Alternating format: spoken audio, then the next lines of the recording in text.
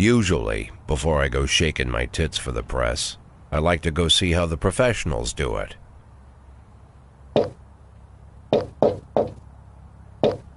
Some might say the chief of police has no business in an institution like this, but in fact it's the quietest and safest place in town. You won't run into any reporters, nobody gets into any fights, nobody drinks too much, nobody even raises their voice. The place is owned by an elderly gentleman who knows how to keep things under control. That's why I never invite my friends here. I wanted to make an exception for my 60th birthday, but most of my colleagues are young enough to be my sons, and they'd rather just hire prostitutes. Why stare at some boobs when you can take the whole package for yourself? But there's none of that in our club. Even looking too long is considered indecent. You can get an occasional glimpse, like by accident. The rest of the time you just pretend that you're immersed in conversation, or just come by for a drink. Doesn't mean these gentlemen wouldn't want their bald heads smothered in tits. It's just that nobody says it out loud. My younger colleagues might call it hypocrisy, but I call it the good old-fashioned manners. Good manners and leave the rest unsaid. She agrees to unbutton her blouse, and we agree not to pay too much attention. The girls are on a quiet prowl, too. They're looking for a way out of their cramped rooms. Maybe make friends with some wealthy patron with a pacemaker and dentures. Everybody wants something. But we have to control ourselves, or we'll all turn into libertines and prostitutes. Hell, if there weren't any rules, I'd be belching and farting, jumping up on the table, arms held high, yelling, "Shake it, baby!"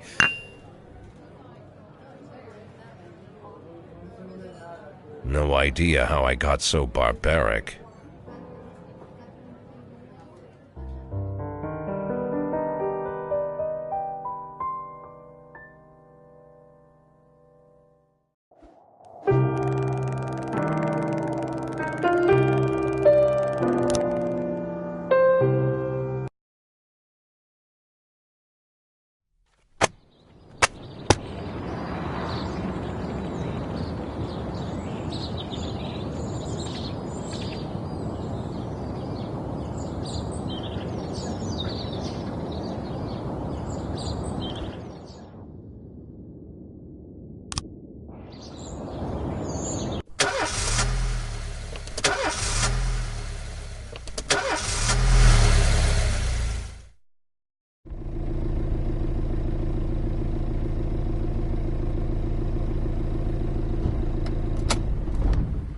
When I was a kid, my father sometimes told me at bedtime that if I closed my eyes and didn't open them for a long time, all the demons would blow away.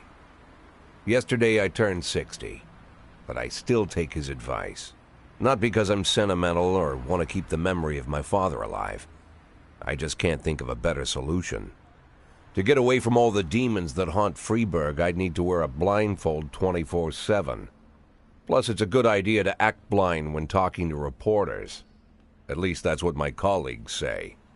They're afraid of press conferences. But for me, it's more like a confessional. No matter what lies you tell, you're privately thinking the honest answers. It helps me remember who I am. The fact that I'll be reading all about it in the papers tomorrow is a small price to pay. Call it penance for the preacher.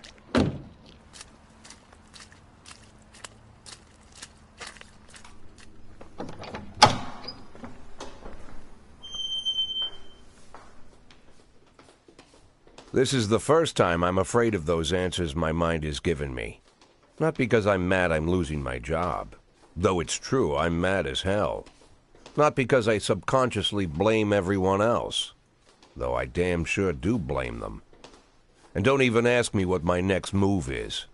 I can't imagine. But even that doesn't scare me. The worst thing is, I know I'm gonna have to do something. And I'll be damned if I know how far I'll go. I may have a lot of vices, but predictability isn't one of them.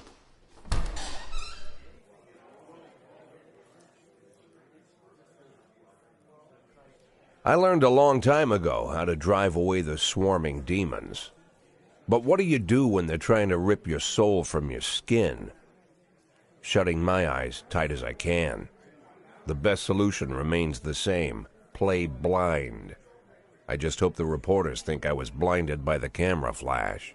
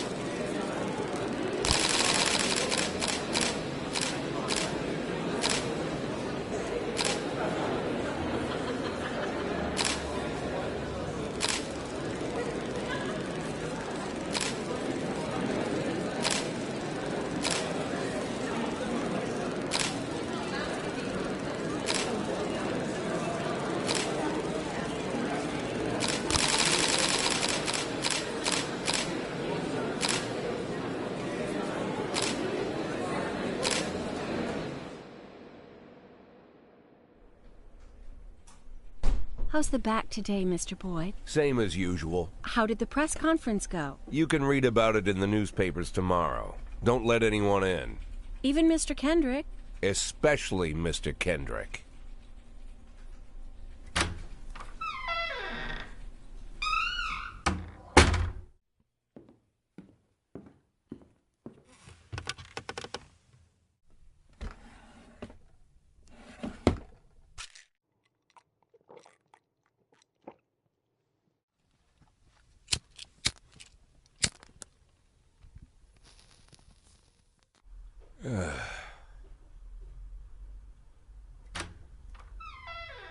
As soon as I heard the door creak, I knew what face I'd see. When I tell Emma not to let anyone in, there's only one man it could be. Rude, arrogant, no warning. That's Mayor Rogers in a nutshell. White summer shoes, white socks, white shorts, white polo shirt, and the white smile of a hungry shark. Mayor Rogers enters every room like he owns the place.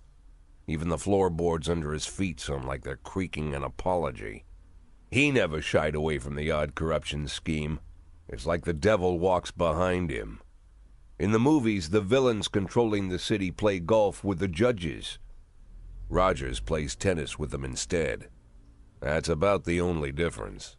Jack, I was hoping to catch you after the press conference. You ran away so quick. There's no smoking at City Hall. No reason for me to hang around. Well, this morning I signed a ban on smoking in all public buildings. Soon you won't be able to smoke here either. Soon enough I won't be here at all. That's what I wanted to talk to you about. The people of this city like you, Jack. The police chief of all people. Don't betray that, Jack. Don't get wrapped up in any schemes. Sit nice and quiet for the next 180 days, and you'll be remembered as a hero. That's the only thing that you still have left. Be the hero. Then how am I supposed to scrape together a retirement fund? You had 1,000,000 chances to secure a luxury pension, one that even I would have envied, although I've never set aside any money for myself. I'm not planning to retire anytime soon.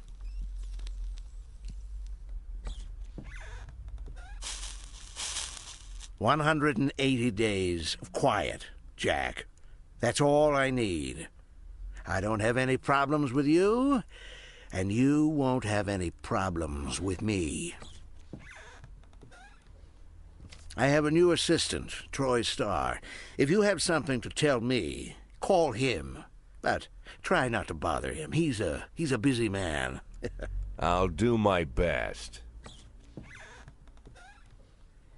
And quit smoking up the office. One of my friends will be using it soon.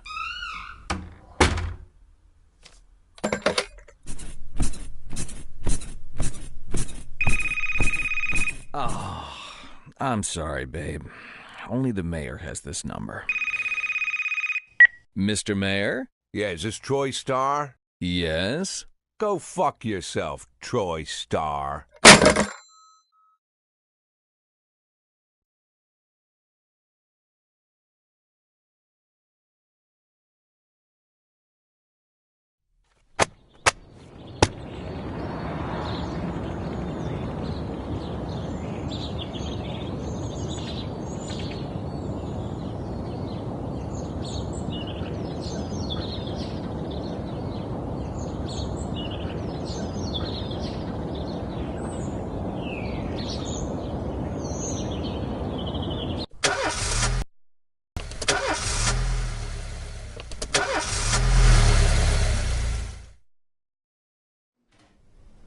Cops don't use the police station cafeteria anymore. There's some kind of stigma against sitting shoulder to shoulder with your partners. Everybody just takes snacks from the machines or grabs a meal and hammers it down in the corner like a vulture on a corpse. The main thing? Don't look into anyone's eyes. Could be construed as an invitation to sit together. The only people eating here are ghosts.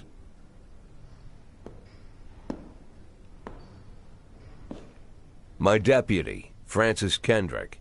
He recently became one of those ghosts. The subject of one of the most devastating corruption scandals in the history of Freeburg. No evidence to support the accusations, but everyone knows Kendrick's days are numbered. I need that file I asked for. Needs to be ready tonight. Francis didn't say anything, but I understood. Ghosts aren't supposed to talk. Besides, I got a feeling he was already finished.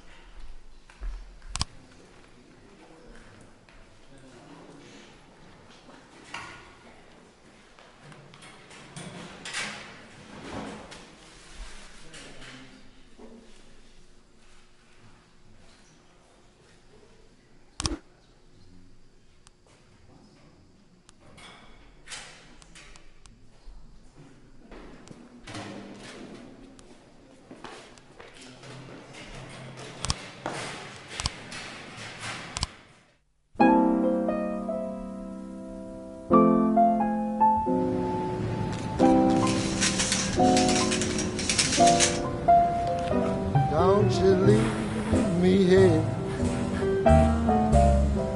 Don't you leave me here. If you must go, sweet mama, please leave a dime for beer. rooster crow. And the hen ran around. She said, if you want my fricassee, you'll have to run me down.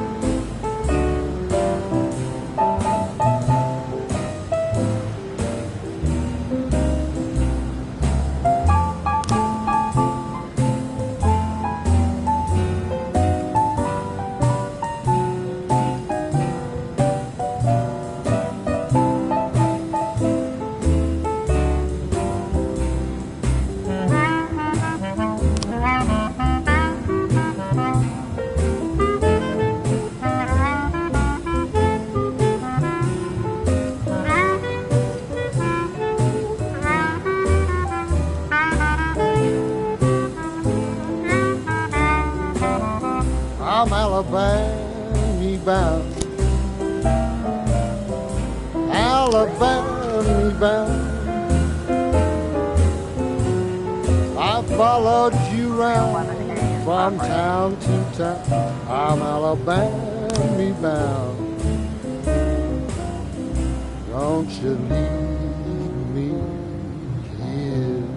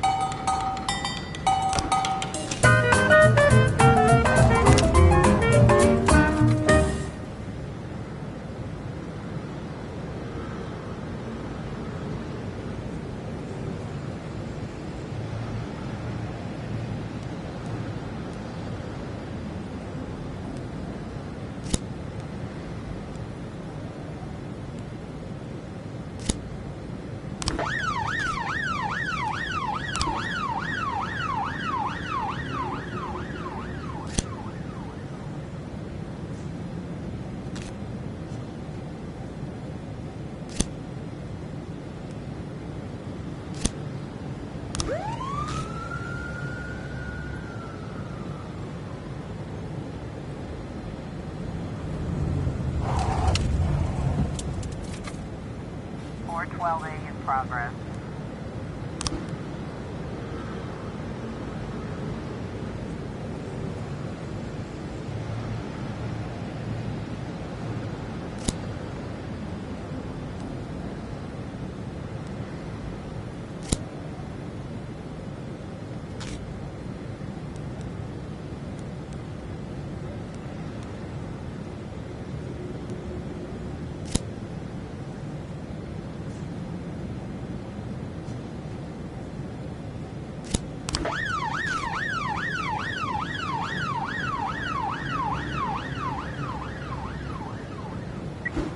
got a situation here.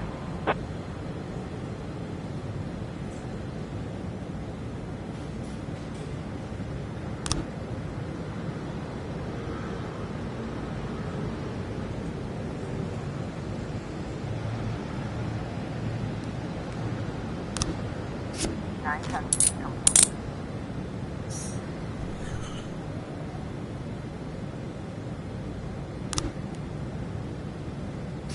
311A complete.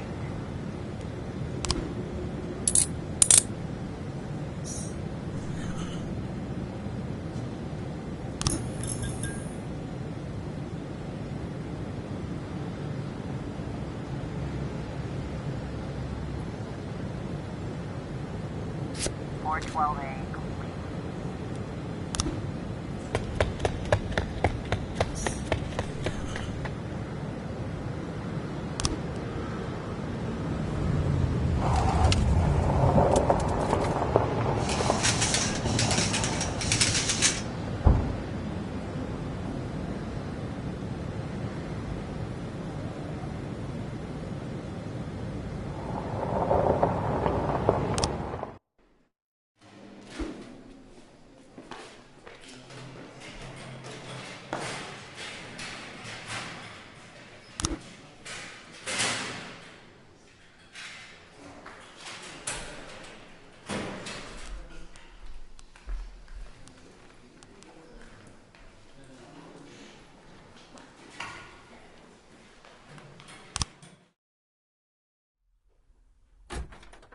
Used to be, when I asked Kendrick to stay late at the office, he liked to grumble and crack wise. Nowadays, he doesn't have the strength for it. Slumped shoulders, blank stare, wrinkled skin. The past few weeks, I don't hardly recognize my old friend. In his younger years, he reminded me of a gallant royal officer in an old Kipling story. Kendrick isn't just crumbling under the weight of the public pressure, but from the shame of it all. Internal Affairs raided the library he inherited from his grandfather, hoping they'd find buckets of cash stashed in the pages. Heard about the look on his face, the fearless policeman standing helpless in horror. I've known Francis for 30 years. The past 20 years he's played loose with the law. And I know that at a certain point every stolen dollar brings more misery than anything else. Probably sounds crazy, but I sympathize with the guy. What can I do? Your friends are your friends, and these are the waters we swim in. Called all of the people on that list today. Now they know you're in business, so you could get a call from any of them. You don't need to worry about any of them. I've cleared them all. And what kind of business are we talking here? It's nothing too serious, just like you asked. Should be just a few small favors. Payments will vary depending on the situation and who you're dealing with. How much are you looking to earn? $500,000. $500,000? Why not a whole million? Because everybody wants to take $1 million. Figured I'd try something different. $500,000 in 180 days? Well, you could earn it all above board if you netted all the big fish and hit all your bonuses. Never knew you for a fisherman. Well, you never got into my business, and I'm not trying to get into yours. But be careful about bringing in any other cops. Sooner or later, they'll put the finger on you. And one more thing, Jack. I remember what you said, but I should probably add one more name to that list. Christopher Sand. Sand. Christopher G. Sand. Everyone knows the name, but few could tell you who he is. The old man stays away from the spotlight. Always wears old-fashioned jeans and knitted sweaters. Gives to charity. Rarely attends social events. An avid hunter, I hear. Even dabbles in poetry. You'd never guess he's the head of the oldest and most powerful gang in the city. Goes back as far as his great-grandfather. And Sand is strict about following the old rules. He rarely involves himself in commonplace murders and robberies. Hardly needs to intimidate anyone to get his point across. The people who work for him each have their sphere. They provide protection where needed, even work with the authorities when they want to make a deal. Meanwhile, Sand pulls the strings without getting his hands dirty. People sometimes mistake his quiet approach. A couple years ago, an arms dealer decided to expand its business without asking permission, and his whole family paid the price. In 4 weeks, Sand killed 31 people, old men, women, even a few teenagers. And Sand's people made sure every paper reported it. Frank, I don't want to hear you say that name again. Jack, please, listen to me. I'm in with these guys. We agreed, Frank. That's not the kind of business I'm into. I don't go there. Never have, never will.